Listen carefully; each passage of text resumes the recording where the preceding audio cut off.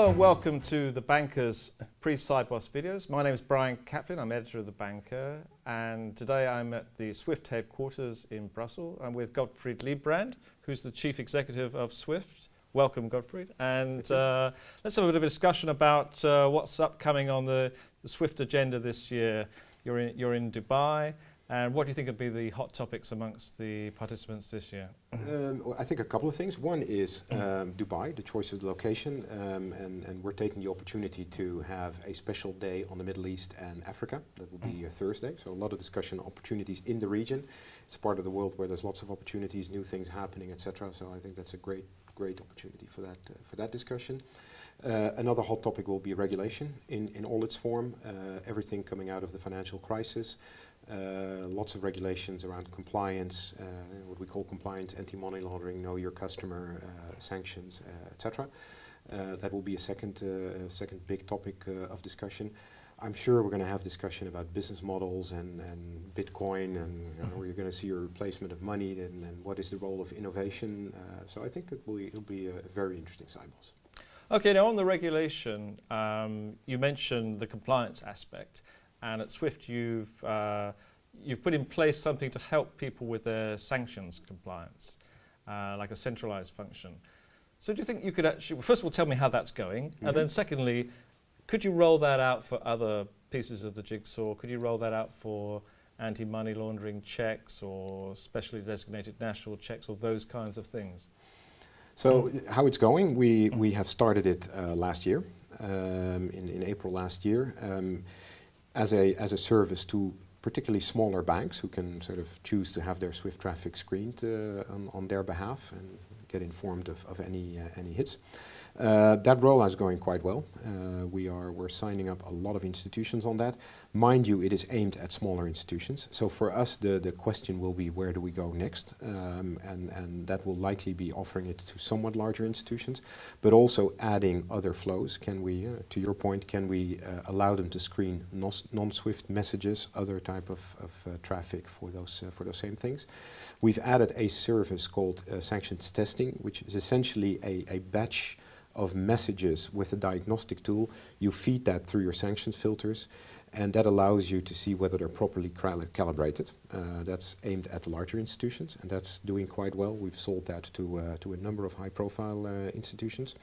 We are discussing with our community the launch of what's called a Know Your Customer, a KYC repository for correspondent banks. So that allows you to look up for your correspondent banks, who are they, what are the services they provide, who are their counterparts, who are they doing business with, etc., as a way to comply with towards your own regulator with, am I doing business with the right correspondents? We're launching, related to that, something on the back of business intelligence to allow you to interpret the traffic data that you have with your correspondents from a compliance perspective. So we see it as a big growth area, and we're quite active in that, both in the initiatives already launched and in stuff we're discussing with our community right now. Okay. And I mean, the thing that the bankers tell me about the sort of massive regulation that's hitting them is what they're most concerned about is the cross-border aspects of it. So is the regulation in one place going to be the same as in another place? And what's going to happen if you have a situation like a resolution, how the authorities across different borders deal with that? Is that the same sort of thing you're picking up from your members? Yeah, absolutely. That is their area of concern, and that goes all the way from having to maintain capital in lots of different countries because you have local legal entities and local regulators who want to make sure that there's sufficient capital against their local entity, and global institutions asking themselves, well, that limits my ability to really do cross-border lending and what have you, all the way down to having to report to multiple trade repositories, having to report under different frameworks in different countries. The legal entity discussion that is going, LEI, legal entity identifier discussion that's going on. What is the structure? Will it be a single utility? Will it be multiple utilities? How are we going to feed that? So it's exactly at that intersection of national regulations where I think the most interesting areas occur and the biggest challenges for our banks. Yes. Now you mentioned the trade repositories, and we're seeing a lot of changes in market infrastructure. We've got T2 securities coming along. Clearly the worry for the industry must be that all these bits and pieces don't talk to each other, they don't link up. Is that something that's of concern at Swift? It's a concern to our members, and it is, to be honest, we see it as an area where we can add value. And Target 2 for securities, I think, is a good example. It is a new infrastructure being built. Many of our members said we want to reuse what we already have in place in terms of standards, in terms of plumbing, in terms of protocol.